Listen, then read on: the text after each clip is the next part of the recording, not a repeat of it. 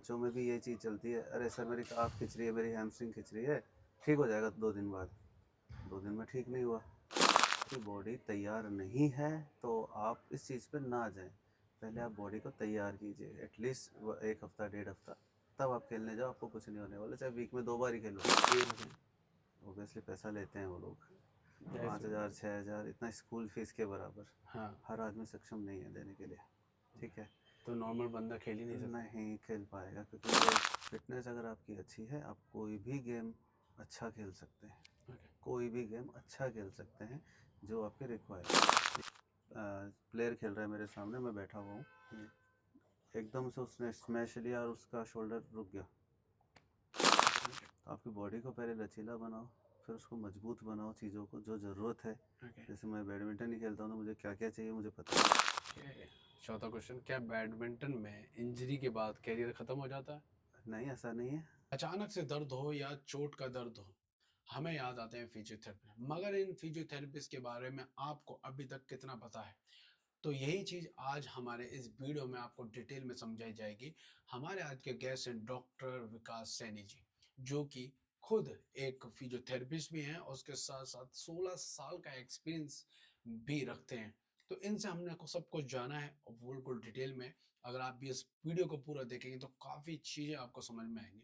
एक sport lover के नाते भी आपको बहुत कुछ समझ में आएगा, जिससे कि आप क्या गलतियां करते हैं खेलते वक्त, क्या नहीं करना चाहिए, वो सारा कुछ हमने इस वीडियो में कवर किया है। इस मैं भी एक स्पोर्ट्स से कनेक्ट करता हूँ, तो इसलिए मैंने इस वीडियो को बहुत ध्यान से समझा सुना और आपके सामने पेश करना चाह रहा हूँ। प्लीज इस वीडियो को पूरा देखें और लाइक एंड सब्सक्राइब कमेंट जरूर करें अपनी राय, जिससे हमें अगली वीडियो के लिए मोटिवेट मिले। और मोटिवेशन बहुत इंपॉर्टेंट है लाइफ के लिए। तो बस, और हमारा ये मिर्जा टॉक शो आपको कैसा लगता है जरूर बताएं। चलिए शुरू करते हैं।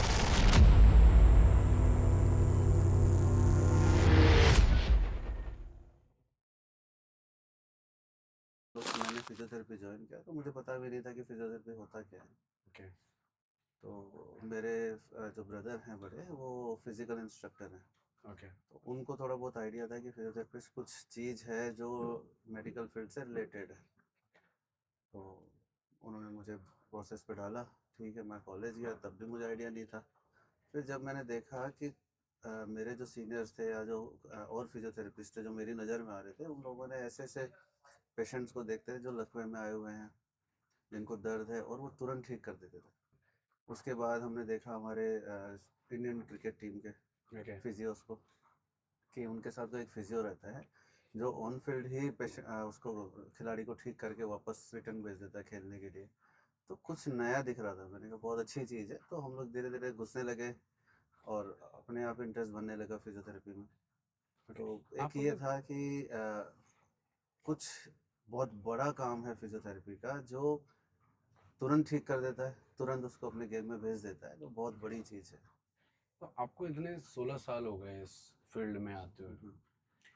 इस फील्ड में बहुत सारी ऐसी अफवाह वाली चीज़ें, जैसे कि फिजियोथेरेपी सिर्फ एक मसाजिंग के लिए है, तो ये आप कैसे सॉल्व करोगे, लोगों के कैसे समझा सकोगे नहीं देखो कि फिजियोथेरेपी कोई मसाज वाली चीज़ नहीं है कि सिर्फ मसाज करा ली तो आप हो गए क्लियर? हम्म, ये फिजियोथेरेपी रियल में किस काम में आती है?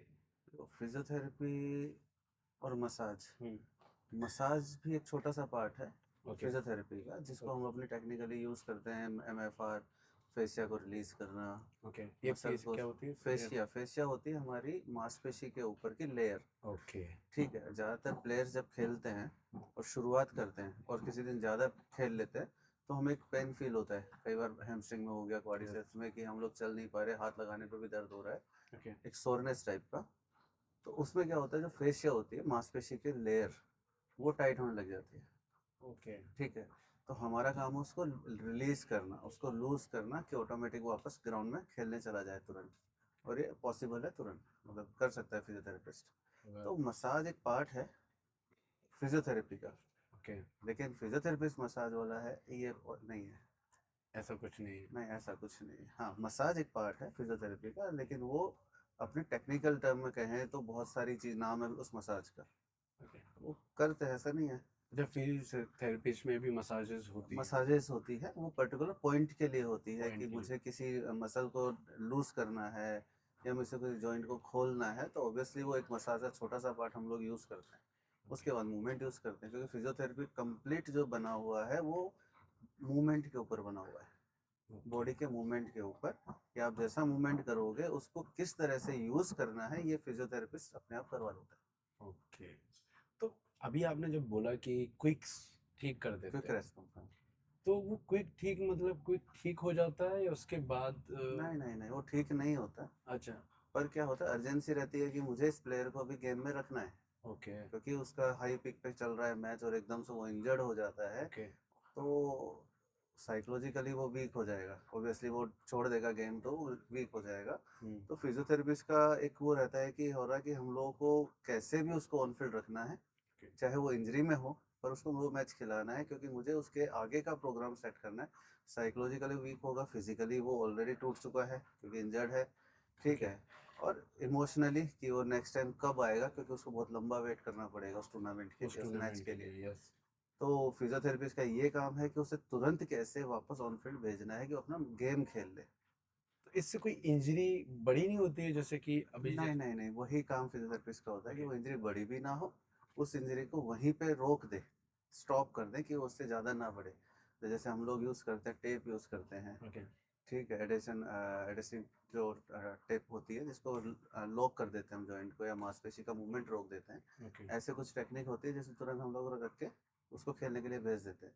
छोटी सी लिमिटेशन जरूर रहती है, लेकिन वो अपना गेम खेल लेता है बिना पेन के।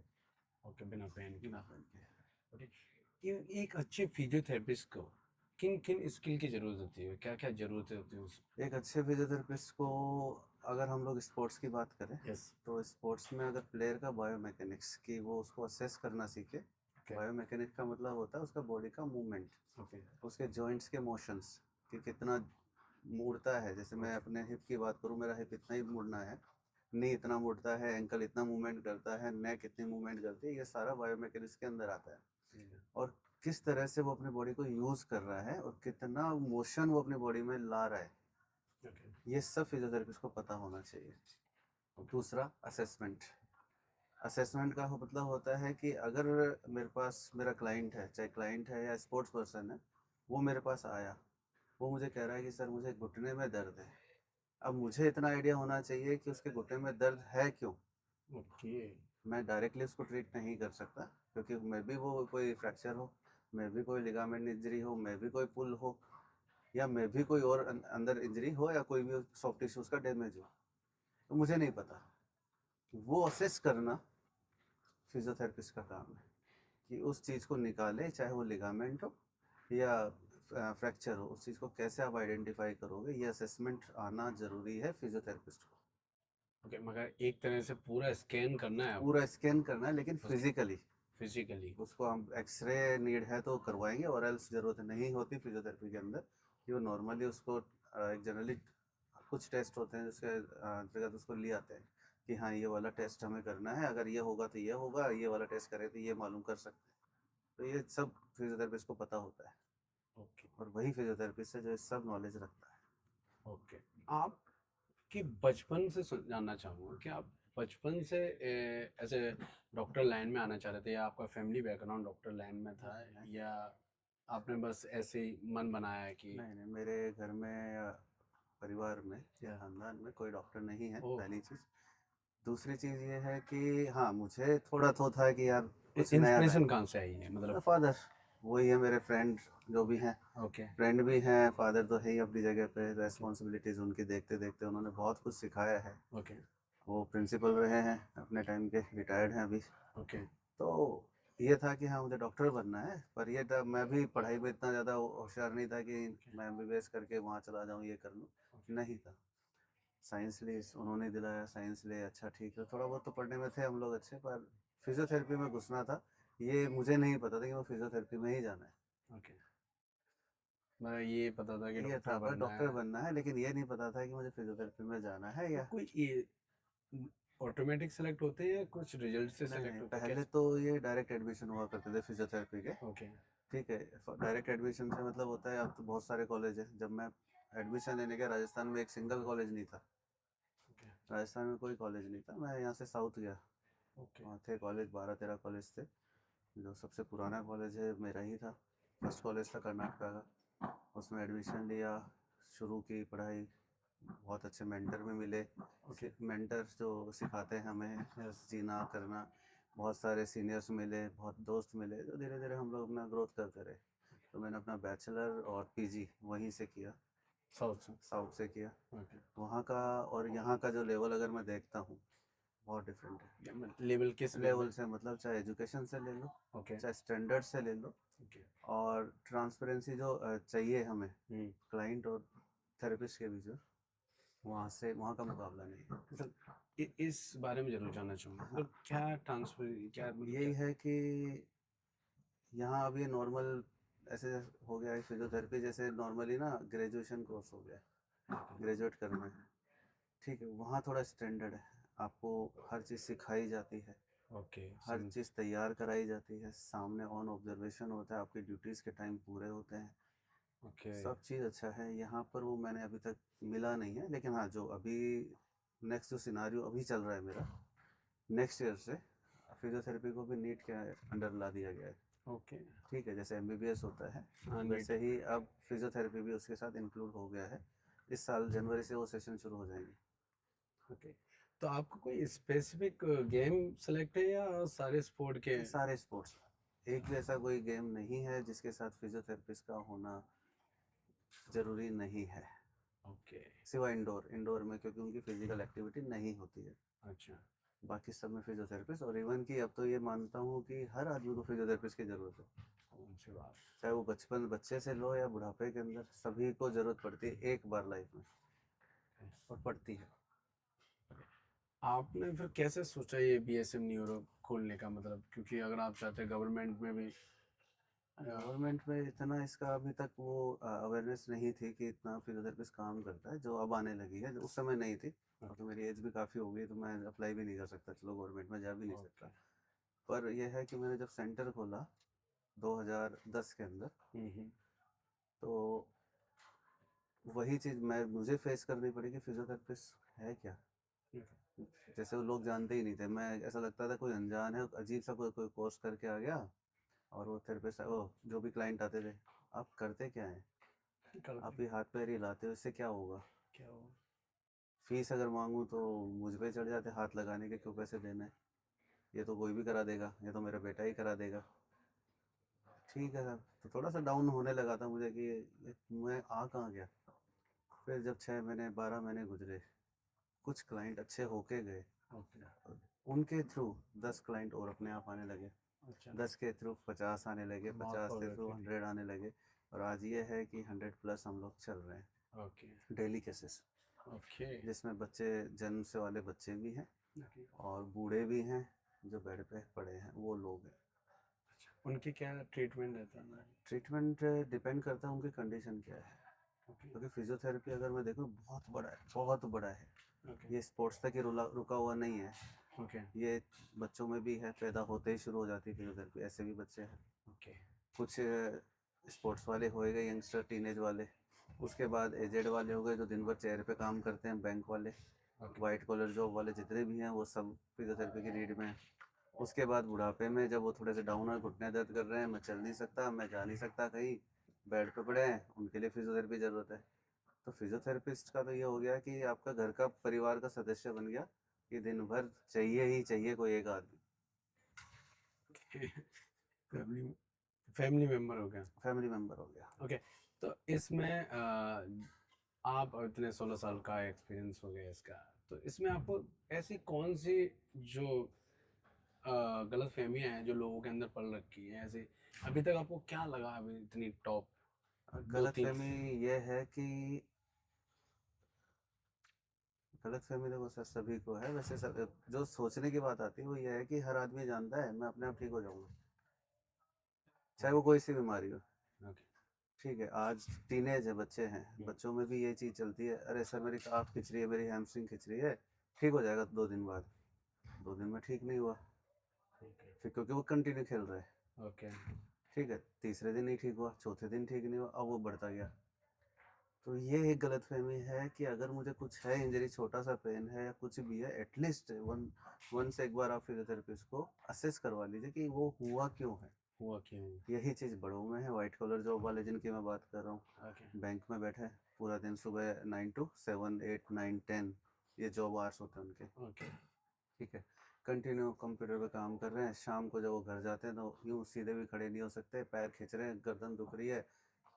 अरे यार अपना तो काम ही ऐसा ही तो चलता रहेगा, एक मेडिसिन ले ली, चल इग्नोर। लिया, पेन किलर ले ली, रात भर रिलैक्स हो गए, सोए, सुबह फिर काम पे आ गए, फिर शाम को वही। अब वो धीरे धीरे धीरे धीरे वो चीज़ें प्रोग्रेस करते हुए एक बीमारी का रूप ले लेते हैं, ओके, जिसके आज ये देख लीजिए कि गर्दन दर्द के 99% केसेस 99% केसेस गर्दन दर्द के मिलते हैं मुझे।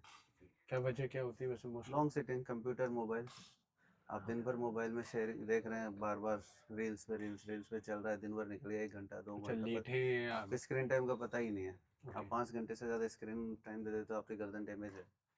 ओके, डेली 5 घंटा, और होता है ये सभी लोग 4-5 घंटे तो डेली दे ही देते हैं मोबाइल पे। हाँ, कॉमन सी बात है हर। और धीरे धीरे आप देखते हो फिर दबाते रहेंगे, यूँ बैठ के यूँ करेंगे, चलता रहेगा। ठीक है, 1 साल 2 साल 3 साल, एक दिन तो आपको वापस उठना ही पड़ेगा कि अब मैं परेशान हो गया। अच्छा, वो तब तक वो बढ़ती चीज़ें जाएगी। वर्स्ट हो जाती हैं, फिर क्या करेंगे? स्टेज है, ये स्टेज फर्स्ट है, स्टेज पे पकड़ फर्स्ट लो तो स्टेज पे ठीक कि है। जब ठीक हो जाए, हाँ।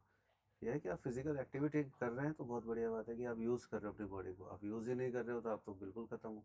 एक चीज और जानना चाहूँ, जैसे कोई एक प्लेयर है, हम्म, वो वीक में एक बार खेलता है, 2 बार खेलता है, हम्म, मैक्सिमम 2 बार खेलता है, और बाकी के टाइम वो वर्किंग करता है, अदर काम करता है, तो उसके फिर पैन होता है। हम्म। फिर क्या उसका, क्या रीजन क्या है, मतलब या देखो, 2 दिन खेलना है रीजन है नहीं नहीं, या इसमें दोनों रीज़न है, एक पॉजिटिव भी जाता है और एक नेगेटिव भी जाता है। कैसे? पॉजिटिव की, ये वो वीक में 2 दिन खेल रहा है तो अपनी बॉडी को वो यूज़ कर रहा है, इंटरनल ऑर्गन्स को वो स्टिमुलेट कर रहा है, अच्छे से काम में ले रहा है, सर्कुलेशन अच्छा है, चलो ठीक है, थोड़ा एक्टिव रहेगा। ओके, नेगेटिव थोड़ा इम्पैक्ट ये जा रहा है कि वो जब खेल रहा है तो उसकी बॉडी तैयार नहीं है खेलने के लिए पहले तो, ओके, और खेलने के बाद वो उस चीज़ को मेंटेन नहीं कर पा रहा है, क्यों? क्योंकि उसको काम पे जाना है। अगर मेंटेन नहीं करेगा ऑब्वियसली वो दर्द शुरू हो जाएगा, उसको सोरनेस बन जाएगी। ओके, सोरनेस का मतलब हो गया, जैसे मैंने बताया कि मांसपेशियाँ टाइट होने लग जाती हैं, क्यों? क्योंकि आप एकदम से एक्टिव कर दिया सब बॉडी को, और वो पूरा टाइट हो जाएगा, जिसको कहते हैं ना एक्सरसाइज पेन, वो दर्द फिर वो 2-4 दिन चलता रहेगा, फिर ठीक होगा, फिर आप खेलने चले गए, फिर वही सेम कंडीशन आ जाएगी।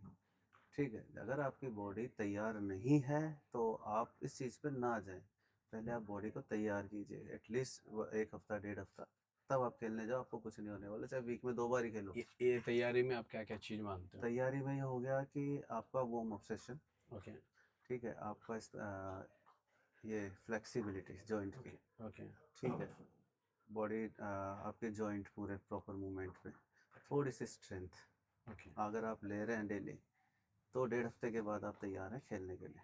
ओके, तब जाके तब खेलना है। जाके आप खेलो और उसको फिर मेंटेन करते रहो, हफ्ते में 2 बार भी खेलोगे तो भी मेंटेन रहेगी, लेकिन बॉडी को तैयार करो, अपने ऊपर आधा घंटा बर्बाद करोगे, ठीक हो जाओगे। ठीक हो जाओगे, हाँ। क्योंकि मैंने काफ़ी जो मेंबर होते हैं उनमें यही इशू ज़्यादा रहता है कि जब खेलते तब तो ठीक है, हम्म, फिर उसके बाद उनके पैन उखड़ते हैं तो फिर दूसरे दिन आना बंद हो जाते हैं, फिर तीसरे दिन नहीं आते हैं, फिर आते हैं वीक के बाद। यही चीज़ ये हम भी फेस कर रहे हैं, क्योंकि ओके, जैसे मेरे सेंटर पे मेरे पास में बहुत वो सी अकेडमी है, वो जाते भी नहीं कहीं, रिहैब भी नहीं कहीं नहीं जाते हैं, जब वो सीवियर हो जाते हैं अच्छा, तब वो अपनी कहानी मुझे बताते हैं कि सर मैं खेल रहा हूँ, सालों से खेल रहा हूँ, ओके, हफ्ते में संडे के संडे जाता हूँ, जिस दिन छुट्टी उस दिन खेल लेता हूँ, पर मुझे पता नहीं क्या हो रहा है, मेरे तो दर्द बढ़ता जा रहा है। हम्म, खेल भी रहा हूँ, फिर स्ट्रेचिंग भी हम कर रहा लोग हूँ। उनको काउंसलिंग करते हैं कि सर आप जो खेल रहे हो ना, वो खेलना नहीं है, वो आप अपनी बॉडी को टॉर्चर कर रहे हो, ओके, तो एटलीस्ट आप खेलने के लिए पहले बॉडी को तैयार करो, फिर खेलो, तो मज़ा आएगा आपको, ओके, खेलने का भी मज़ा आएगा और जीने का भी मज़ा आएगा। ओके, बोले हाँ सर ये बात तो है, तो फिर उनको रिपेयर करके फिर उनको तैयार करके आगे हम भेजते हैं। तो तैयारी पहले करो, उसके तैयारी बाद पहले करो, बॉडी को अच्छे उसके से। बाद हाँ खेलने जाओ। जी। तो सर ये रहब क्या है और कैसे काम करता रिहैब फिजियोथेरेपी का ना एक बहुत बड़ा पार्ट है, जैसे मेरे पास कोई इंजर्ड आ गया, जैसे उसको लिगामेंट इंजरी हो गई, जैसे हम बैडमिंटन खेलते शोल्डर इंजरी हो गई, ओके। ठीक है, उसको टीयर हो गया। टीयर का मतलब मांसपेशी टूट गई या थोड़ा सा ब्रेक हो गया।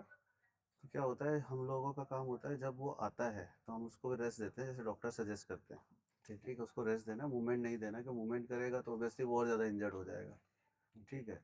डॉक्टर्स कहते हैं ये मेडिसिन मेरा काम है, आप फिजियोथेरेपिस्ट हैं, आप देख लीजिए। तो हम लोग उनको रिपेयर करते हैं। ओके। रिपेयर का मतलब हो गया कि मुझे उस घाव को, उस टीयर को रिपेयर करना है, कैसे करना है वो मैं अपना प्रोटोकॉल सेट करूँगा, ओके। ठीक है, 10 दिन 15 दिन का करके फिर उसको रिहैब पे डालते हैं। ओके। रिहैब का मतलब हो गया कि जीरो मूवमेंट से लेके एक विग्रस, जहाँ पर बहुत ज़्यादा ताकत चाहिए, ओके। उस लेवल तक जाने का जो प्रोसेस होता है वो एक रिहेबिलिटेशन में आता है, ओके। ठीक है। जीरो मूवमेंट, जीरो मूवमेंट से मतलब मेरा हाथ उठ नहीं रहा है, यहाँ से मुझे इसको धीरे धीरे उठवाना है, और तब तक उठाना है जब तक मैं अपने शोल्डर को जर्क पे नहीं ले आता, अच्छे खासे पावर में नहीं ले आता, वो रिहेबिलिटेशन होता है। ओके। तो वो पूरा प्रोसेस कम से कम 3 से 6 महीने, 6 से 12 महीने का होता है, तब जाके आप दोबारा तैयार हो अपने शोल्डर को लेके कुछ भी खेलो आप। ओके। और इसी में जैसे कोई चोट लग जाए हम्म, तो कितना जल्दी फिजियोथेरेपिस्ट के पास जाना चाहिए? देखो डिपेंड करता है आपकी चोट कैसी है। मान के चलो एंकल मुड़ गया कुछ, एंकल ट्विस्ट हो गया तो मतलब यही है एक कि हार्ड चोट है, मतलब कोई ऐसा है कि खतरनाक ही हो सकती है क्योंकि गिरा है बहुत बुरी तरह। हाँ देखो उसमें सीवियरिटी डिपेंड करती है आपकी चोट पे, ओके। कि आपका एंकल ट्विस्ट हुआ है तो किस तरीके से वो ट्विस्ट हुआ है पहला, ठीक है। ठीक है। और वो चीज़ शो भी कर देता है आपका एंकल खुद, कि स्वेल बहुत ज़्यादा हो गया है, ओके। मूवमेंट नहीं है, रेड हो गया है, तो चांसेस हो जाता है कि यार ये फ्रैक्चर भी हो सकता है, ओके। ठीक है। दूसरा चांस होता है कि यार लिगामेंट पुल हुआ है, ओके। ठीक है। और नॉर्मली एक, नहीं कहते हम लोग अपनी लैंग्वेज में कहते हैं जबक, जब। कहते हैं कि झटका लग गया छोटा सा, ठीक है। ठीक है। तो इस तरह से कैटेगराइज हो गया। अगर सीवियर दिख रहा है कि बहुत ज़्यादा स्वेल हो गया, वो हिला ही नहीं पा रहा है, तो मैं भी वो फ्रैक्चर हो सकता है, तो मुझे मेरा काम यह है कि मैं उस फ्रैक्चर को पहले स्टेबल कर दूं, उसको मूवमेंट में ना डालूं, ओके। इमोबलाइज कहते हैं हम उसको, ओके। फिक्स करके उसको एक बार एक्सरे के लिए मुझे भेजना है। अगर एक्सरे में नहीं है कि नहीं हड्डी का कोई चोट नहीं है, दैट इज़ फिर मेरा वर्क है, फिर फिजियोथेरेपिस्ट फिर के पास जाओ। फिजियोथेरेपिस्ट का है। और अगर फिर भी स्वेल नहीं जा रहा तो मुझे उसको प्लास्टर पे डालना पड़ेगा, ओके। क्योंकि मुझे रेस्ट चाहिए। अगर ऐसी इंजरी है तो शुरू के 2-3 दिन तो मुझे रेस्ट पे डालना ही डालना है, ओके। ठीक है। जैसे स्वेल सबसाइड हो जाती है, स्वेलिंग यस। साइड हट जाती है, फिर मेरा काम शुरू होता है कि मुझे फिजियोथेरेपी स्टार्ट कर देनी है। ओके। फिर वही रिपेयर और रिहेबिलिटेशन, ये दोनों मेरा प्रोसेस रहेगा। तो एक इंजरी में कितना समय लग सकता है? इंजरी का सर नॉर्मली हीलिंग जो पीरियड होता है ना हमारी बॉडी के हिसाब से, यस। बायोलॉजिकली, वही होता है 4 to 6 वीक्स, वीक्स। 1 महीने से 1.5 महीना। वीक्स मतलब जैसे महीने में नॉर्मल। 4 हफ्ते होते हैं, यस। जैसे ही 6 हफ्ते हो गए तो 1.5 महीना मान लिया। नॉर्मल चोट। नॉर्मल रिपेयर होने का जो टाइम होता है ओके। वो 1 से 1.5 महीना होता ही तो होता है। एज से भी डिफरेंट होता होगा एज इससे? डिफरेंस यही होता है कि जैसे आप ओवर एज है, तो आप टाइम हैं ज़्यादा लगेगा। 45 50 प्लस, हाँ। 60 प्लस, ओके। तो थोड़ा सा टाइम ज़्यादा। अगर आपको कोई बीमारी है, शुगर है या थायराइड जैसी कोई चीज़ है, तो थोड़ा सा और डिले हो जाएगा। ओके, मतलब एज से। ये मोस्टली क्या होता है, फिजियोथेरेपी ऑन द कोर्ट होता नहीं, जब हाँ प्रैक्टिस हाँ चल हाँ रही है, हाँ, प्रैक्टिस सेशन चल ये रहे हैं, बहुत बड़ी कमी है हमारी। है ना? तो उस दौरान जैसे किसी बच्चे का, किसी का भी एक्स वाई हम्म, जेड, हम्म, कोई भी हो सकता है, उसका कोई भी पार्ट वो नुकसान हो डैमेज है गया, हाँ। तो उसको पहचान कैसे सकते हैं? एक अननोन पर्सन, जैसे मैं फैमिली मेम्बर हूँ, मैं पीछे बैठा हूँ, देखो या कोचेस हूँ, तो जैसे मैं कैसे समझ सकते हैं कि? अभी जो मेरे आसपास के एकेडमी की बात कर रहा हूँ, वहाँ के कोचेज इस लायक होते हैं ओके। कि वो जानते हैं कि मुझे इमरजेंसी में क्या करना है, ओके। ठीक है। जैसे एंकल ट्विस्ट हो गया वहाँ खेलते खेलते, तुरंत आप कोच को पता है कि मुझे इसको हिलाना नहीं है, ओके। मूवमेंट में नहीं डालना, तुरंत उसको कंप्रेस कर दिया, आइस कर दिया और बैठा दिया थोड़ी देर के लिए। थोड़ा रिलैक्स होने के बाद, थोड़ा टाइम के बाद आप डायरेक्टली डॉक्टर को दिखा सकते हैं। डॉक्टर नहीं तो फिजियोथेरेपिस्ट तो है ही, ओके। फिजियोथेरेपिस्ट का काम है, वो अपने आप देख लेगा कि है क्या चीज़ है। ज़्यादा हाँ आप इसमें वो कोई नहीं। वो बड़ी बात नहीं है, हाँ। लेकिन अगर चोट ऐसी है कि जैसे ब्लीडिंग हो रही है बहुत ज़्यादा, ओके। तो ये आपको इमरजेंसी में जाना पड़ेगा। अगर उस वो बड़ा। नहीं है, ट्विस्ट हुआ है छोटा सा या फिर कोई छोटा मोटा फ्रैक्चर भी हुआ है, तो आप सिर्फ उसको इमोबिलाइज कर दीजिए, उसको स्टेबल कर दीजिए, हिलने मत दीजिए उस पार्ट को, ओके। ठीक है। उस पार्ट को बिल्कुल फिक्स करके रख दीजिए थोड़ी देर के लिए, और तुरंत उसको डॉक्टर को दिखा दीजिए। तो अब आते हैं हम कॉमन इंजरियों के बारे में। तो मैं बैडमिंटन से हूँ, तो हम्म। मैं बैडमिंटन के बारे में पूछूं।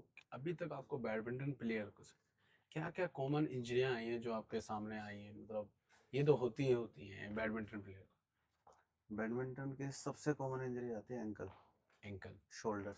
ओके। ये दो इंजरी सबसे ज़्यादा परेशान करती है हम लोगों को भी, ओके। क्योंकि वही केस बार बार बार बार बार बार आते रहते हैं। ओके। ठीक है, और मैं एज ए फिजियोथेरेपिस्ट अगर देखता हूँ ना कि number of patient, number of players badminton के सिर्फ एंकल और शोल्डर, यही दो ही चीज़ लेके मेरे पास आता है। ये मतलब अदर भी बता रहे हो? अदर तो है ही, वो अलग है, लेकिन सबसे ज़्यादा 90 प्लस मेरे पास 90% पेशेंट जो क्लाइंट आते हैं वो शोल्डर और एंकल लेके आते हैं। एंकल लेके। हर दूसरे दिन एंकल ट्विस्ट हो गया, हर दूसरे दिन शोल्डर पेन हो गया, वो लोग ज़्यादा आते हैं। बैडमिंटन हाँ। प्लेयर के तो नॉर्मल है शोल्डर, क्योंकि जी। इसमें इसका है, अगर वो ट्रेनिंग कर रहा है तो जी। होना ही होना है हाँ। पेन तो। ये है। तो इसका क्या ध्यान रखना चाहिए? ये थोड़ा कम इसका परसेंट जाए, हम्म। जिससे इनके कम इंजरियाँ हों। वही चीज़ मैं आपको पहले भी कह रहा था कि आपकी बॉडी तैयार होनी तैयार होनी चाहिए। चाहिए। ओके। तो आपको पता है कि जब मैं बैडमिंटन खेल रहा हूँ तो मेरा शोल्डर, एंकल, नी और बैक, हम्म। अपर बैक, ये सबसे ज़्यादा यूज़ होनी है, और उसका भी वन साइड पार्ट सबसे ज़्यादा यूज़ होना है। ओके। ठीक है, तो मुझे उस चीज़ को इतना मजबूत बना देना है कि मैं कोई भी स्ट्रोक खेल रहा हूँ, हम्म। ठीक है, चाहे वो टॉस खेल रहे हैं आप, या चाहे आप नेट पे जाके खेल रहे हैं, चाहे डाउनवर्ड से उठा रहे हैं उसको, तो वो इतनी मजबूत होनी चाहिए, इतनी फ्लेक्सिबल होनी चाहिए कि आप उसको अच्छे से यूज़ कर सको। ठीक है, तो जो क्राइटेरिया हम लोग देते हैं हमारे कोचेस को जो आते हैं हमारे पास, हम उनको यही कहते हैं कि अगर आप इनका शोल्डर बार बार इंजर्ड हो रहा है, दैट मीन्स इनका अपर बैक और शोल्डर हम्म। बहुत वीक है। ओके। ये सिर्फ रैकेट यूज़ करने के लिए काम में लेते हैं, इसको कभी इन्होंने प्रोग्रेस डाल दी नहीं है कि मुझे और भी मजबूत चाहिए और कंधा मजबूत चाहिए, कैसे करना है। तो वो चीज़ें हम फिर उनको गाइड करते हैं। ओके। तो ये कोई आप कोई प्रोग्राम है ये कोचेस को हम एक लेके? प्रोटोकॉल बना के दे देते हैं कि अच्छा। आपको शोल्डर को इसी तरह से यूज़ करना है और इस लेवल तक ही यूज़ करना है। ओके। ठीक है, क्योंकि ज़रूरी नहीं है कि क्लाइंट उसको मैक्सिमम लेवल तक ले जाए एक बार में। आपकी ओके। बॉडी पे डिपेंड करता है, आपकी बॉडी कितनी कमज़ोर है, कितना मजबूत है। ठीक है, अच्छा। तो वो भी हम लोग बना के एक प्रोटोकॉल और पूरा असेसमेंट करके देते हैं। इस जैसे बहुत सारे बच्चे होते हैं जो अटैक करते हैं, क्योंकि उनका गेम भी अटैक का है या हम्म। नहीं है, तो भी अटैक तो करना ही होता है बैडमिंटन में। हम्म। तो जब वो हिट करते हैं तो एक पॉस्चर भी उनको डिस्टर्ब करता है, उससे भी इंजरी हो जी। सकती है ये अगर सही पॉस्चर नहीं है तो। जी, मैं आपको एक एग्जांपल देता हूँ। आपने वो एक मूवी मैंने एक बार बताई भी होगी शायद बात करते समय, ओके। कि अभिषेक बच्चन की एक मूवी हुआ करती थी, ओके। हाँ। अभी बीच में आई थी, जिसमें सिंगल जिसमें हैंड, गर्ल का हाथ। गर्ल का हाथ एक वो था। ओके।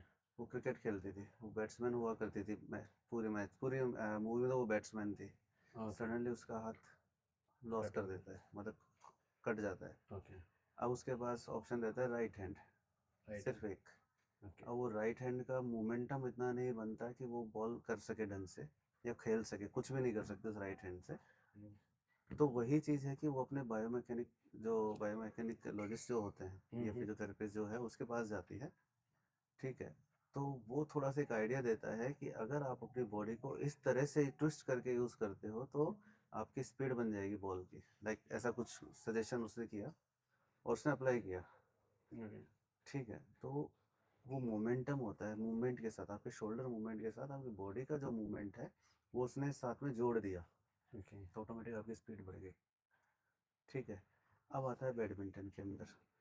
अब आप अटैकिंग गेम खेल रहे हो कंटिन्यू, ओके। और आपको पता है कि मेरा जो पोस्चर है, या हम्म। कोच को ही पता है कि मेरा जो लड़का है जो खेल रहा है वो अपने शोल्डर को एक लिमिटेड यूज़ तक लेके जाता है, और बार बार बार बार शोल्डर का प्रेशर देता है। वो कितना मारेगा, एक सेट खेल लेगा, दूसरे सेट में थक जाएगा। ठीक है, कि उसकी लिमिट ख़त्म हो गई। अब आता है कोच उसको थोड़ा गाइड करता है कि अब तो अपनी बॉडी को ट्विस्ट कर हम्म। अपने शोल्डर के साथ, तो आपका पावर ऑटोमेटिक जनरेट होने लग जाएगा कहीं और से। ओके। ठीक है, अब उसने शोल्डर यूज़ किया, शोल्डर के साथ अपनी बॉडी को ट्विस्ट कर दिया राइट, पूरा बेंड करके और खींच के मारा। इतना पावर जनरेट करेगा जो उसके प्रीवियसली जो शोल्डर का पावर था उससे भी ज़्यादा पावर निकाल देगा। Okay. It is called momentum of your body. तो उससे और अच्छा इसमें उससे जाएगा, बहुत पावर भी कम स्पीड लगेगी। से जाएगा। Okay, that's good. तो कुछ चीज़ें होती हैं जो ध्यान देनी ये चाहिए, है बायोमैकेनिक्स की नॉर्मल। चीज़ें होती हैं आपकी बॉडी की, ओके, कि आपको पता होना चाहिए आपकी बॉडी कितना काम कर सकती है, उसको यूज़ में ले आइए बस, ओके। आप अपने आप प्लेयर बन जाएंगे। अच्छा, तो सब लोग ध्यान रखें जब भी इसमें मारें, या तो वीडियो बना लें आई थिंक, जी जी। जिससे आपका जो मूवमेंट है वो क्लियर हो जाए, राइट। है ना, तो उससे आपका जो इंजरी के कम चांसेस रहें। ओके, अब सर अब आते हैं एक, अभी तक कोई एक केस स्टडी आपके ऐसा है जो इंजरी के बाद भी हम्म। काफ़ी अच्छा परफॉर्मेंस रहा हो उसका? हम्म।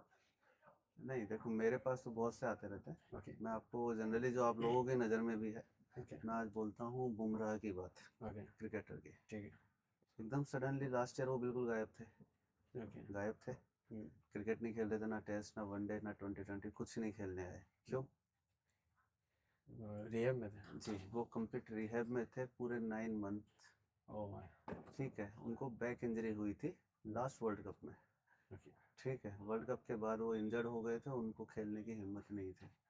ठीक है, उसके बाद उन्होंने अपने फिजियो से ट्रीटमेंट लिया। ठीक है। फिजियो ट्रीटमेंट लेने के बाद वो एनसी चले गए, नेशनल क्रिकेट अकेडमी, जो कि बेंगलोर में है। वहाँ डॉक्टर जॉन ग्लोस्टर है, फिजियोथेरेपिस्ट हैं, जो हेड हैं इन सब के। उनके पास ट्रीटमेंट लिया। ट्रीटमेंट लेने के बाद वहीं उन्होंने रिहैब किया है, पूरे 6 मंथ्स तक वहीं रहे हैं। पूरा रिहैब करने के बाद वापस वो बैक टू पवेलियन आ गए ओके। खेलने।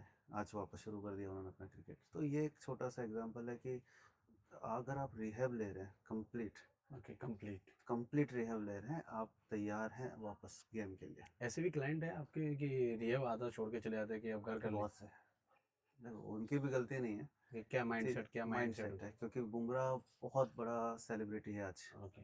ठीक है, पैसा भी है, टाइम भी है, और सिर्फ उसको वही काम है ओके, काम ही कि वो है। क्रिकेट, काम ही वही है कि मुझे उसको क्रिकेट खेलना है। ओके। आज मेरे पास जो क्लाइंट आता है वो इतना बड़ा कोई सेलिब्रिटी नहीं है, हम्म। फाइनेंशियली इतना बहुत ज़्यादा स्ट्रॉन्ग नहीं है।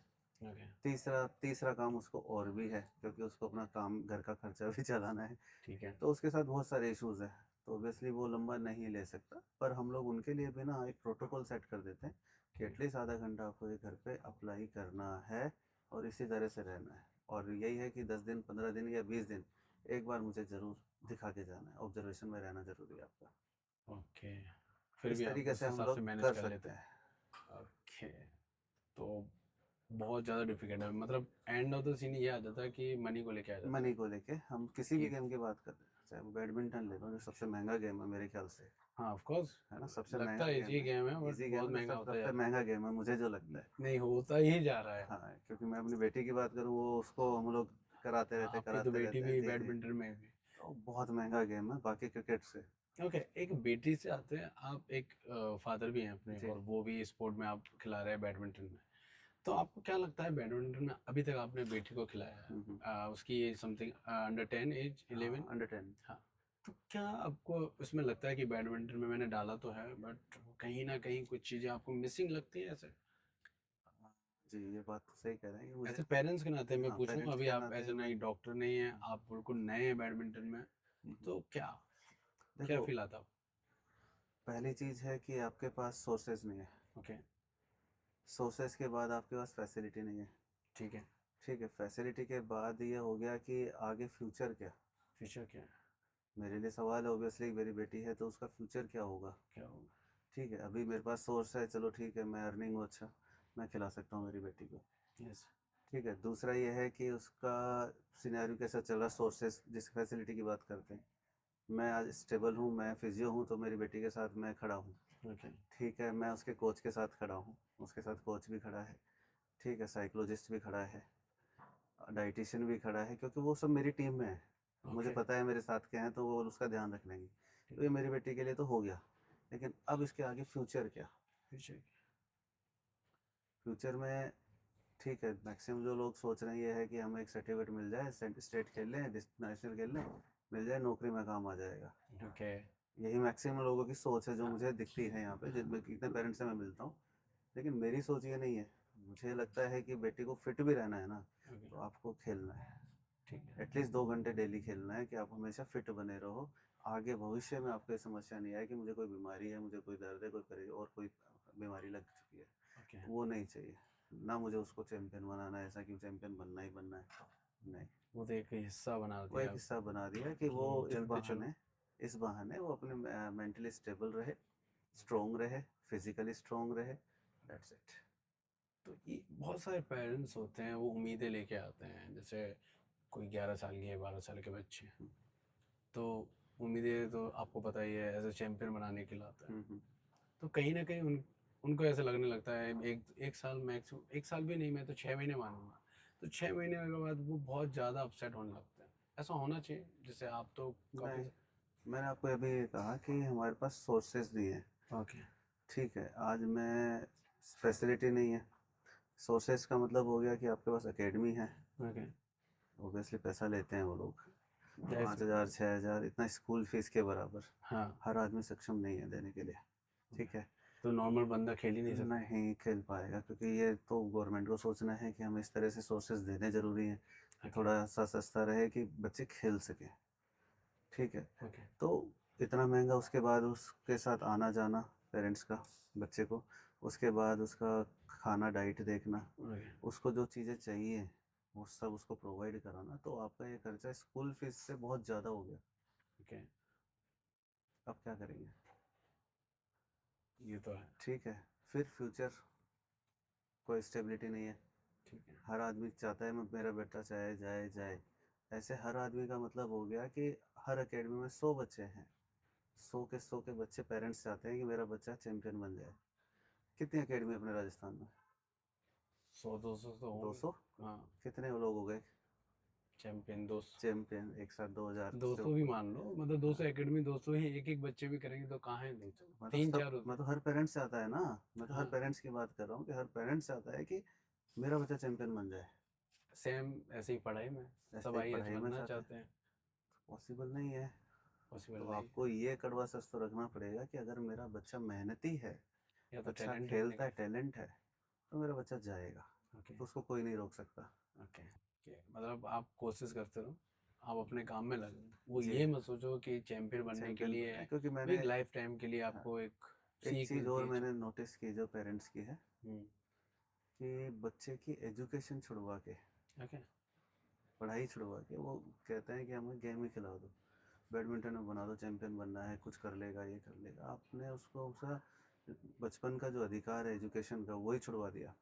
ठीक है, 1 घंटे की ट्यूशन पढ़ा लेगा और दिन भर खेल लेगा, चैंपियन बन जाएगा? पॉसिबल है? कुछ नहीं। मैं आपसे पूछ रहा हूँ, है पॉसिबल? नहीं अगर पॉसिबल। उसने पढ़ाई नहीं करी ना, तो वो उसका एक कॉर्नर बॉडी का, दिमाग का ख़त्म हो जाता है। आपको उसका बचपन ख़त्म कर दिया, आप उसका बेसिक ख़त्म कर चुके हो। ओके। तो ऐसा कुछ करना नहीं चाहिए। जी कर रहे हैं, बहुत से पेरेंट्स कर रहे हैं जो मेरी अच्छा। नज़र में आ रहे हैं। इवन कि क्रिकेट की बात करो, ओके। बहुत से हैं जिन्होंने कि छोड़ दिया और सिर्फ गेम में सिर्फ गेम में। फोकस है। तो मैं ऐसे पेरेंट्स को भी बोलना चाहूँगा कि प्लीज़ ऐसा ना करें, उनका बचपन ख़राब ना करें। ओके। आज तो ठीक है, फ्यूचर में वो किस लायक होंगे आपको नहीं पता। अगर एजुकेशन नहीं है तो कुछ भी नहीं है आपकी ज़िंदगी में।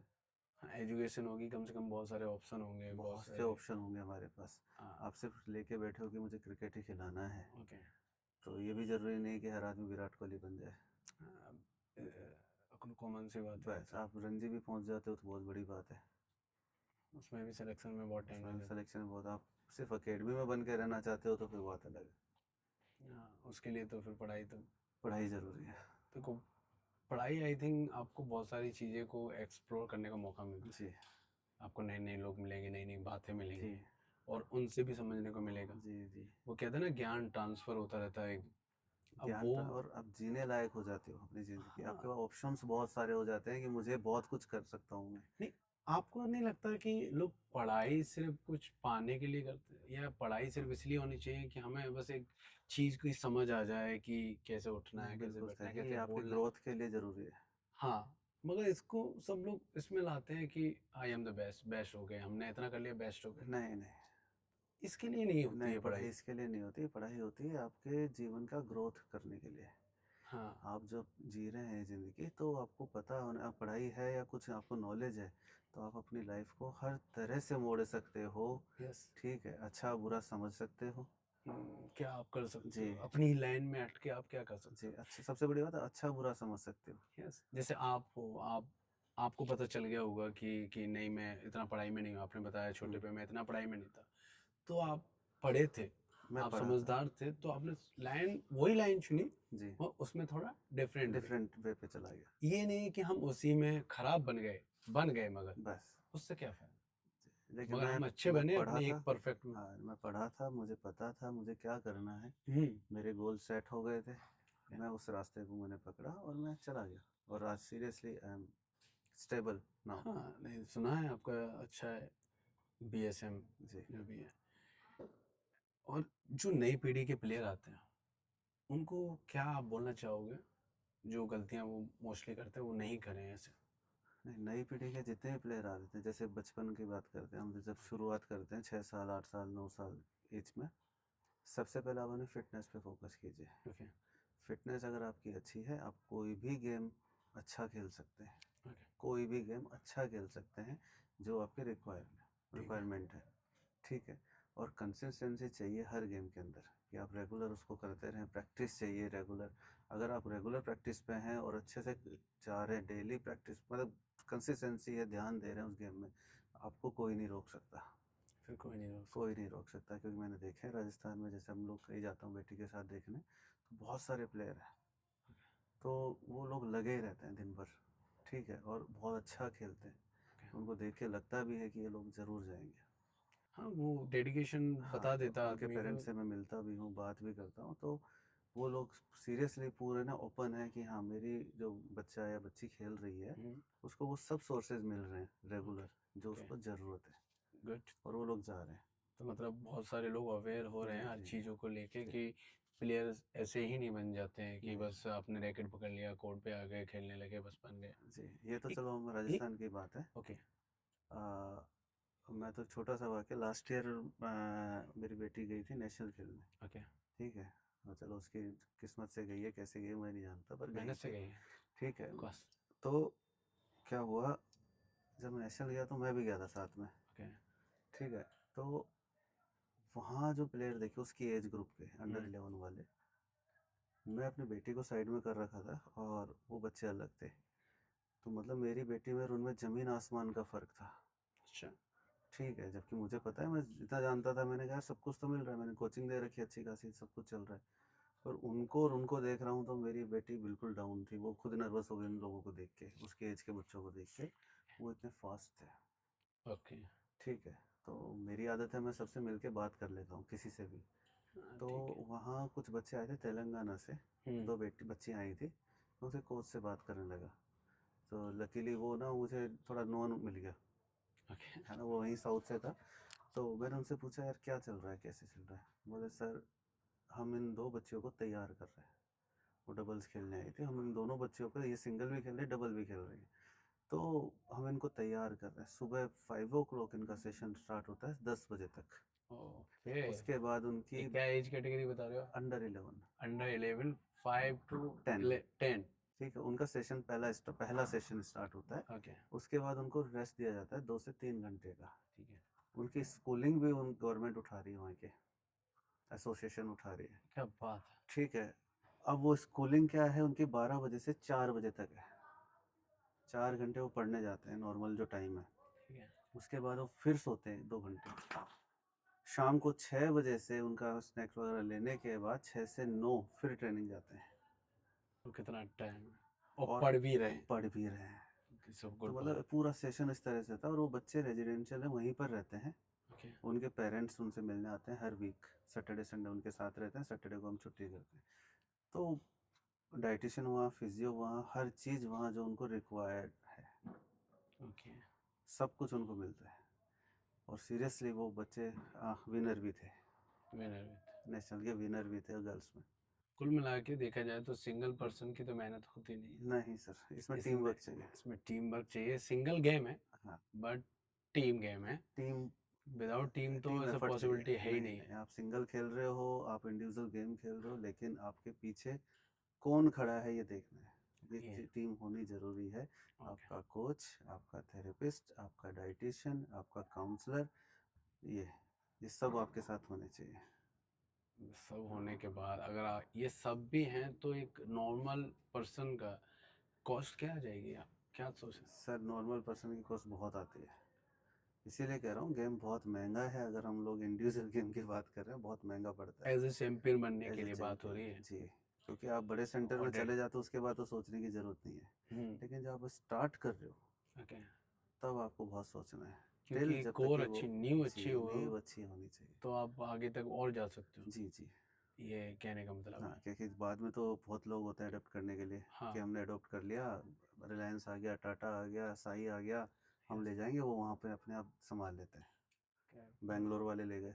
शुरू में इन्वेस्ट करना पड़ेगा। शुरू में आपको इन्वेस्ट करना पड़ेगा, ओके इतने इस ओके। लायक बना दो कि वो लोग अपने आप ले जाएं, हाँ भाई हमें दे दो, हम आगे बना देंगे इसको। हम आगे बना देंगे। है, हमारे राजस्थान के बहुत से बच्चे हैं जो आज खेल रहे हैं। ऐसा। ओके, फिटनेस से लेके आते हैं, फिटनेस में डाइट का क्या रोल है? सर डाइट का रोल, जितना आपकी खेलने के लिए ना, जितनी आपकी सांसों की ज़रूरत है ना, उतना। उतनी ज़रूरत आपकी डाइट की ज़रूरत है। डाइट में जैसे काफ़ी लोग कहते हैं हम तो घर का खाना खाते हैं। नहीं, नॉट रिक्वायर्ड, मतलब इससे भी ज़्यादा चाहिए आपको। ओके। वो सिर्फ पेट भरने के लिए है घर का खाना, घर का खाना। आपकी बॉडी के लिए नहीं है। बॉडी के लिए आपको कम से कम आपकी नीड ज़रूरत पता होनी चाहिए कि मेरी बॉडी को क्या नीड है। मैं अगर हाई इंटेंस पे खेल रहा हूँ, okay. Badminton obviously high intense है, आपकी मसल्स भी यूज़ हो रही है, आपकी बोन्स भी यूज़ हो रही है, आपके जॉइंट्स पे भी लोड आ रहा है, आप मेंटली भी बहुत ज़्यादा खेल प्रेशर पे आ रहे हैं। ओके। आपको पता होना चाहिए इन सब को भूख क्या लगती है, वो खाना अपनी बॉडी को चाहिए मेंटली स्ट्रेस रिलीज़ करने के लिए। ओके। आपकी मांसपेशियाँ जो थक जाती हैं उनको क्या खाना चाहिए, ओके। आपकी हड्डियों को क्या खाना चाहिए। ओके। ठीक है, ये ये सब नहीं, चीज़ पता होना चाहिए आपको। ये सर मैंने नहीं सोचा कि मेरी हड्डियों को क्या खाना चाहिए। राइट, मैं यही कह आई रहा हूँ ना, थिंक हम ये लोग सोचते हैं कैल्शियम प्रोटीन ये वो नहीं, आपको ये पता होना चाहिए कि मेरे बॉडी सर से लेके टो तक क्या। मेरी बॉडी को क्या क्या रिक्वायरमेंट है। ओके। मैं अगर खेल रहा हूँ मेरे शोल्डर के साथ, ओके। तो शोल्डर के लिए मुझे उसको स्ट्रॉन्ग बनाने के लिए इसकी रिक्वायरमेंट क्या है, चाहे वो डाइट रिलेटेड हो, चाहे वो एक्सरसाइज रिलेटेड हो, चाहे आपके कोच के एडवाइस, क्या ज़रूरत है वो आपको सोचना है। ओके। ये इस तो तरीके से सोचोगे तो आपको लगेगा कि यार हड्डी यार थोड़ा दर्द कर रही, क्यों कर रही है भाई, आप तो ओके। सफिशिएंट कर रहे हो, उतना ही लिमिटेड काम कर रहे हो, उसके बाद भी आपकी हड्डी दुख रही है तो क्या या आपकी मांसपेशी दुख रही है, कोई तो रीज़न है। उसका वो आज रीज़न पता लग गया क्या है, क्योंकि आपकी भूख आपने मिटाई नहीं, उसकी मीटिंग। उसकी भूख नहीं मिटाई, आपने क्या। प्रोटीन डाइट पूरी नहीं ली, ओके। आपने लिक्विड ही नहीं लिया। ओके। तो ऑफ सीजन ट्रेनिंग में फिजियोथेरेपिस्ट का क्या काम है? ऑफ सीजन ट्रेनिंग में आपका सबसे बड़ा काम ये होता है कि आपकी उनकी इंजरीज को प्रिवेंट रखना है। ठीक है, ऑब्वियसली ऑफ सीजन में आपको अपना फिटनेस पे देना है पूरा काम। ठीक है। फिटनेस में आप अपना प्रोटोकॉल बनाते हैं कि एक्चुअली मेरे प्लेयर को या मेरे क्लाइंट को रिक्वायरमेंट क्या है, कि या भैया शोल्डर, इसी से अच्छा है मेरे क्लाइंट का स्मैश बहुत प्यारा है, ओके। अटैकिंग गेम बहुत प्यारा खेलता है, तो मेरे पास ऑप्शन है, एक मुझे उसका एंकल और नी और अपर बैक शोल्डर, चार चीज़ देखनी है। हम्म। ठीक है, चार चीज़ इतनी मजबूत होनी चाहिए कि वो जब गेम खेलने जाए तो फाड़ दे सामने वाले को। ओके। ठीक है, वो उस तरह की मुझे फिर फिटनेस का प्रोग्राम तैयार करना है ओके। कि शोल्डर के लिए क्या करना है, अपर बैक के लिए क्या करना है, नी के लिए क्या करना है और एंकल के लिए क्या करना है। ठीक है। और इस बीच में आपकी एजिलिटी और स्पीड, कोड कवर जो आप करते हो वो पूरा कैसे करूँ मैं, मेरी स्पीड अच्छी होनी चाहिए, क्योंकि आप अटैकिंग गेम खेल रहे हो, तो आपकी स्पीड और आपका पावर दोनों चाहिए। दोनों तो वो चाहिए। ऑफ सीजन में मुझे पूरा ध्यान रखना है, लेकिन जब मैं वो कर रहा है ट्रेनिंग, मुझे उसकी इंजरीज का भी ध्यान रखना है कि वो इंजर्ड ना हो जाए। तो एक लिमिटेड प्रोटोकॉल मुझे देना है कि इतना ही करना है आज, कल हमें नेक्स्ट कर डालना है। ओके। ओके। क्या है डेली की ऐसे 10-15 मिनट की एक्सरसाइज है, क्या करनी चाहिए मोस्टली? स्ट्रेचिंग, जो स्ट्रेचिंग। मैं सबको राय देता हूँ, मेरा फेवरेट सब्जेक्ट है स्ट्रेचिंग। स्ट्रेचिंग। ओके। स्ट्रेचिंग में दो टाइप की स्ट्रेचिंग होती है, हाँ तो कूल डाउन जो लोग करने आते हैं जी, वो, या ऐसे आराम से रिलैक्स होके? देखो, अगर आप प्लेयर हैं या नॉर्मल आदमी भी हैं या नॉर्मल लाइफ नॉर्मल लाइफ में भी जी रहे हैं, तो आपको स्ट्रेचिंग का मतलब ये हो गया कि आपको अपने हेड टू टो करना है। बॉडी को यूज़ करना है। ओके। ठीक है, क्योंकि आपकी मांसपेशी की जो टेंडेंसी होती है वो रबड़ होता है एक, जैसे रबड़ नहीं हो इलास्टिक, ओके जितना आप खींचोगे खींचेगा फिर वापस चला जाएगा, ऐसी ठीक अपनी मांसपेशियाँ होती है, ये टेंडेंसी है। ओके ठीक है। अब मैं कर रहा हूँ स्ट्रेच मेरी हैमस्ट्रिंग को डेली, तो थोड़ी थोड़ी देर रोज़ करके देता हूँ। ठीक है, वो इतनी रिलैक्स रहेगी, मुझे कभी परेशान नहीं करने वाली। ठीक है ठीक है। ऐसे ही नेक, मैं रोज़ स्ट्रेच कर रहा हूँ, 10 मिनट अपनी नेक को दे रहा हूँ, ये मुझे परेशान नहीं करने वाली, कितना ही आप फ़ोन देखो। ओके ठीक है, क्योंकि इसका इफ़ेक्ट आता है सर्कुलेशन पे आपके। ठीक है बस मेरा सबसे ज़रूरी है कि फेवरेट भी यही रहा, हर क्लाइंट को ये बोलता हूँ, अपनी फ्लेक्सिबिलिटी पे ध्यान दो, और फ्लेक्सिबिलिटी रहती है स्ट्रेच करने से। स्ट्रेच यही आपका इंजरी भी प्रिवेंट करती है, यही आपको मूवमेंट में भी रखेगी हमेशा, और ये इवन आपका दिमाग भी शांत रखेगी। स्ट्रेचिंग स्ट्रेचिंग, क्योंकि आपकी बॉडी पेन नहीं ले रही ना, ओके तो दिमाग पे रिलैक्स है। ध्यान ऑब्वियसली रिलैक्स होगा, स्ट्रेचिंग के बाद आदमी रिलैक्स हो जाता है, तो आपका दिमाग भी अच्छा हो जाएगा। दिमाग भी कूल हो हाँ जाएगा हाँ।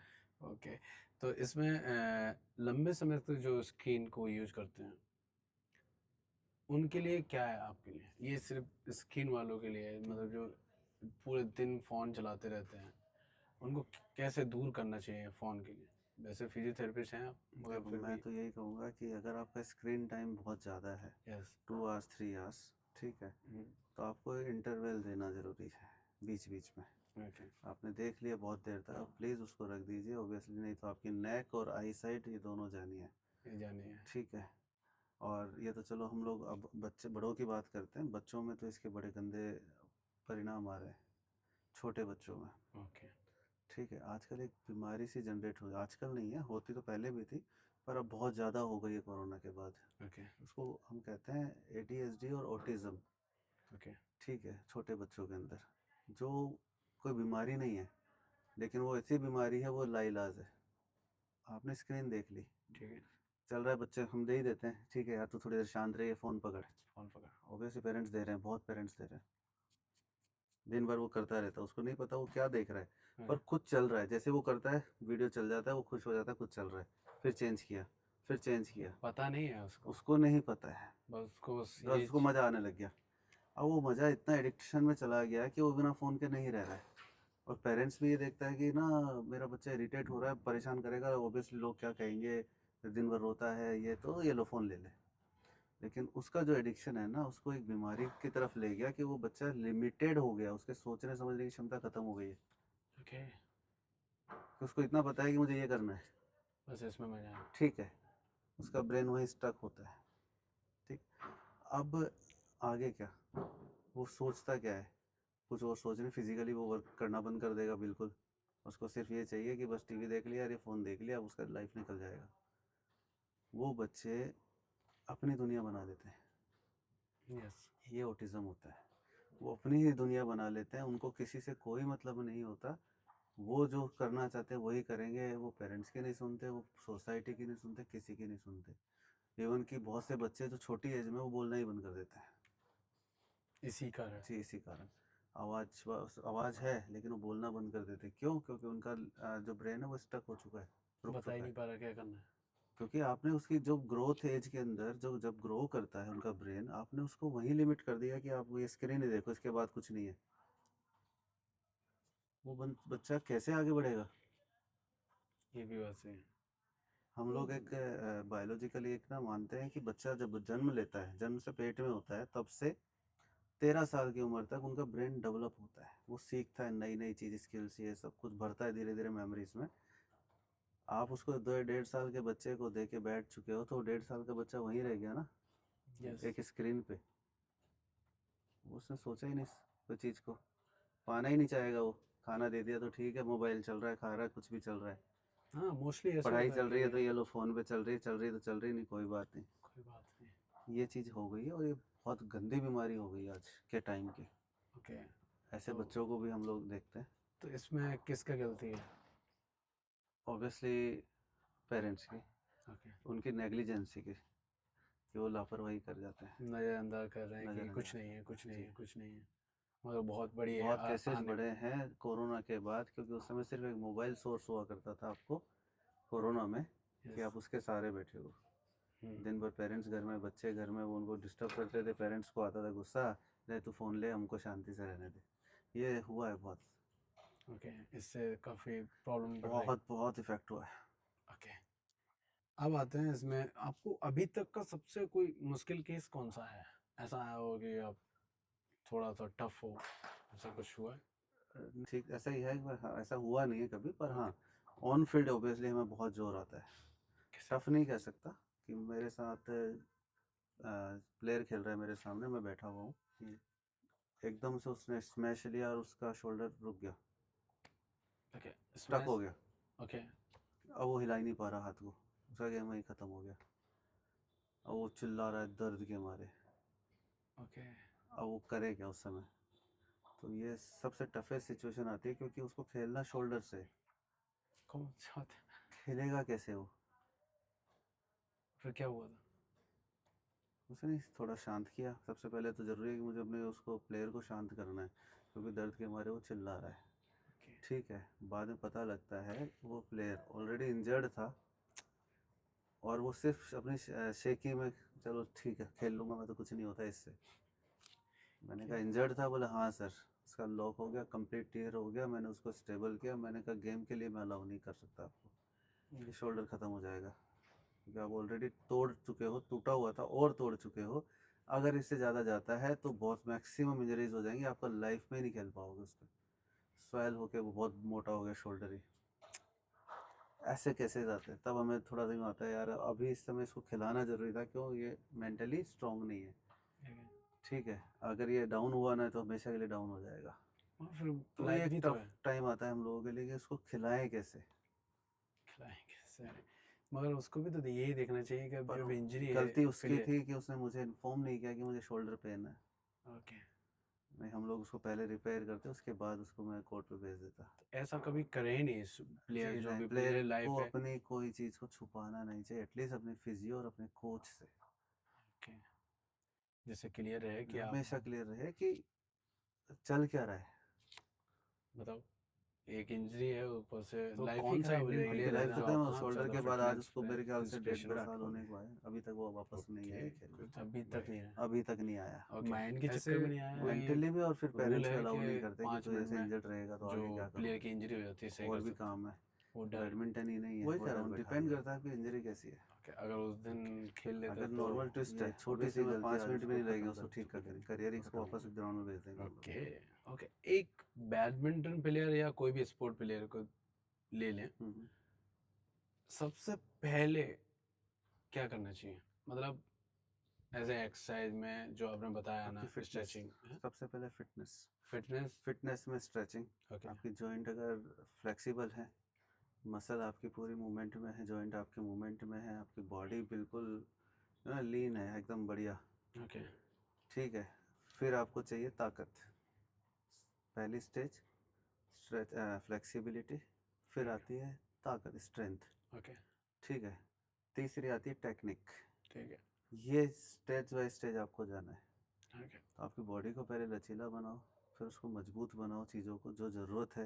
ओके। जैसे मैं बैडमिंटन ही खेलता हूँ तो मुझे क्या क्या चाहिए मुझे पता है, ये चीज़ पे मेरा लोड आता है, मुझे इसको ताकत में रखना है। अपने कोच से डिस्कस करो, मैंने फिजियो से डिस्कस करके उसको उस तरह बना दो। फिर आते हैं स्किल्स, तो वो कोच बेटर बताएंगे आपको कि आप ये ऐसे है। कोई कैंप भी लगाते हो जो ऐसे बिगनर बच्चों के लिए हो?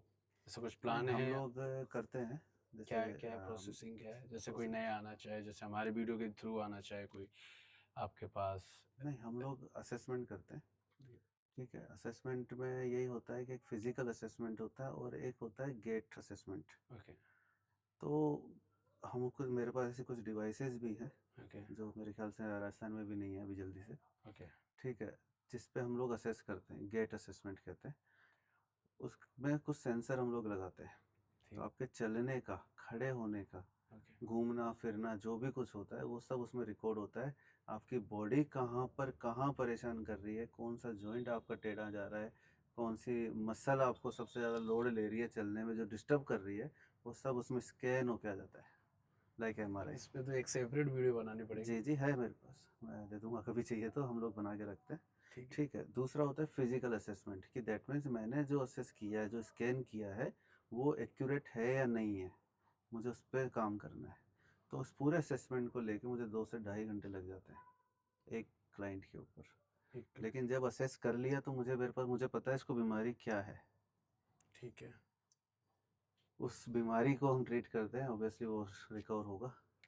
ओके, तो मतलब ये ये प्रोसेसिंग में ये है। प्रोसेसिंग है। गुड। अब हम आते हैं रैपिड फायर राउंड पे, जहाँ हम आपसे क्वेश्चन पूछेंगे, आपको बताना है। अगर आपको मौका मिले किसी प्लेयर को ट्रेन, इंडिया लेवल के कोई भी प्लेयर, तो किसको आप करोगे? अच्छा, मैं क्रिकेटर्स पे ज़्यादा हाँ। जाना चाहूँगा। ओके। ठीक है, क्योंकि मेरा फेवरेट गेम है ओके। क्रिकेट। तो क्रिकेटर्स में कोई भी नहीं, ऑब्वियसली मुझे एक बार जुड़ना है, मैं सोचता हूँ कि मुझे जाना चाहिए कभी एक बार। ओके, बस। कौन से प्लेयर के साथ? कोई भी स्पेस। इंजर्ड हो, इंडियन टीम का कोई भी हो, अच्छा, सब मैं उसके फेवरेट है साथ, सब आपके? फेवरेट है, इंडियन टीम पूरी फेवरेट है। ओके। अगर आपको किसी इंटरनेशनल प्लेयर के साथ मिलना है तो किससे मिलना चाहोगे? Virat Kohli once. Of course, fitness भी आपको उनकी अच्छी लगती है। जी। ओके। और स्ट्रेचिंग बेस्ट है या ट्रेनिंग, मतलब सिर्फ स्ट्रेचिंग पहले। स्ट्रेचिंग फर्स्ट पहले? मैं हमेशा प्रायोरिटी स्ट्रेचिंग को देता हूँ, ओके। क्योंकि वो आपको मेंटेन करके रखेगी पूरा। ओके। कोक पीना ज़्यादा फायदेमंद है या नारियल पानी? नारियल पानी। ओके। मॉर्निंग ट्रेनिंग या इवनिंग? बहुत। बोथ? बहुत। या प्लेयर के लिए? प्लेयर के लिए। और ओके। अगर नॉर्मल आदमी है या वो है तो मॉर्निंग सेशन। ओके, आपके लिए टफ है। बैडमिंटन या क्रिकेट? क्रिकेट मेरे लिए प्रायोरिटी। ओके, अगर यही बच्ची से पूछूंगा तो वो बैडमिंटन। बैडमिंटन बोलेगी। तो ऐसा क्यों हुआ? आपने बैडमिंटन, क्रिकेट आपका फेवरेट है, मेरा ये था कैसे कि है? मैं अपनी बेटी को इंडिविजुअल गेम दूँ ओके। जिसमें वो कुछ कर सके। ओके। ठीक है। ओके। मैं क्रिकेट खेलता था, खेलते थे अच्छे खासे, तो हमेशा ना कभी वो लगता था कि यार मेरे अकेले का कोई रोल है ही नहीं। मैन ऑफ द मैच मिला तो मैं अकेला हूँ, नहीं मिला तो कोई रोल नहीं है। ओह तो नाइस। थोड़ा लगता था कि यार ये चीज़ थोड़ा सा डाउन करती है। Okay, good. अब आते हैं हमारे ऑडियंस के क्वेश्चन है कुछ।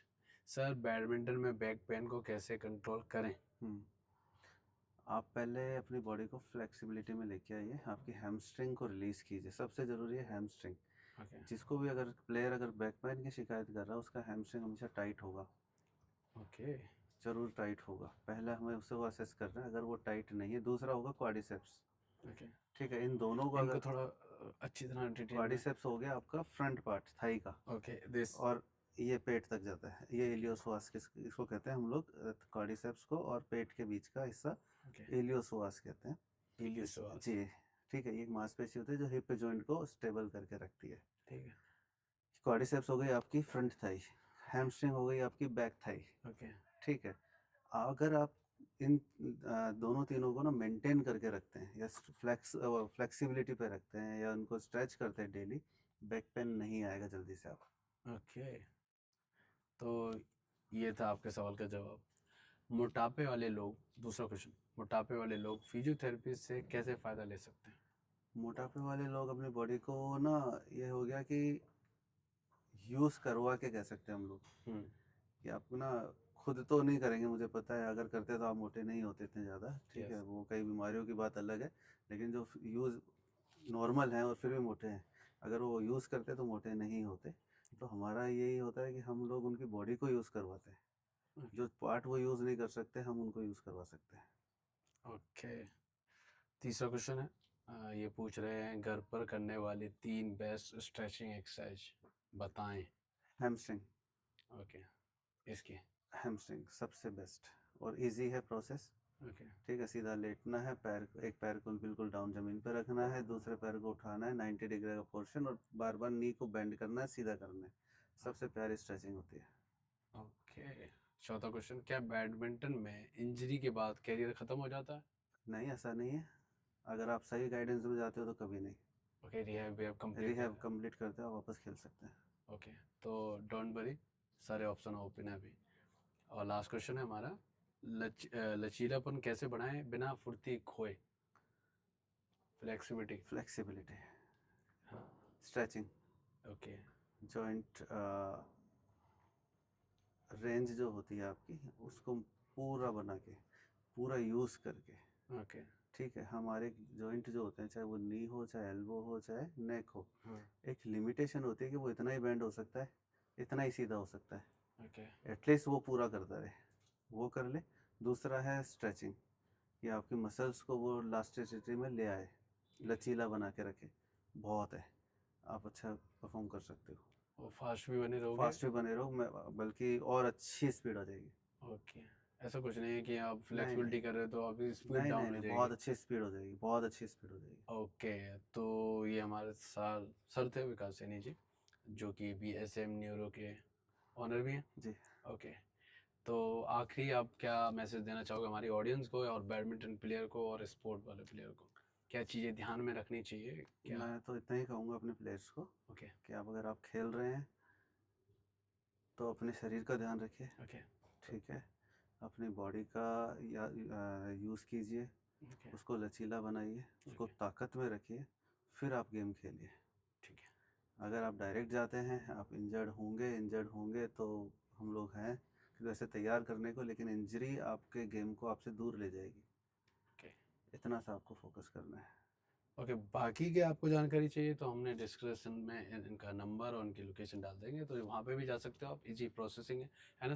जी आराम से। या कोई अपॉइंटमेंट का सिस्टम क्या सीन? नहीं, मेरा जो सेंटर है वो 9 to 6 ओपन होता है, ओके। फुल डे है। ओके। और बहुत बड़ी टीम है मेरे साथ, ओके। जिसमें स्पोर्ट्स फिजियो भी है, ओके। न्यूरो वाले भी हैं, पीडियाट्रिक बच्चे जो बच्चों के थेरेपिस्ट होते हैं वो भी हैं। ठीक है। ठीक है, फीमेल थेरेपिस्ट भी हैं, मेल भी हैं।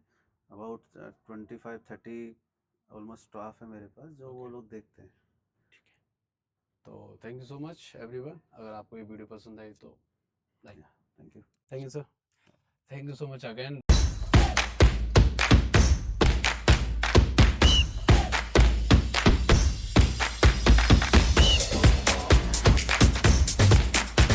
हेलो दोस्तों, और ये वीडियो हम चेक कर रहे हैं सिर्फ, और आवाज़ क्वालिटी चेक करेंगे। ओके, ठीक है, और एकेडमी व्यू सही है, बढ़िया।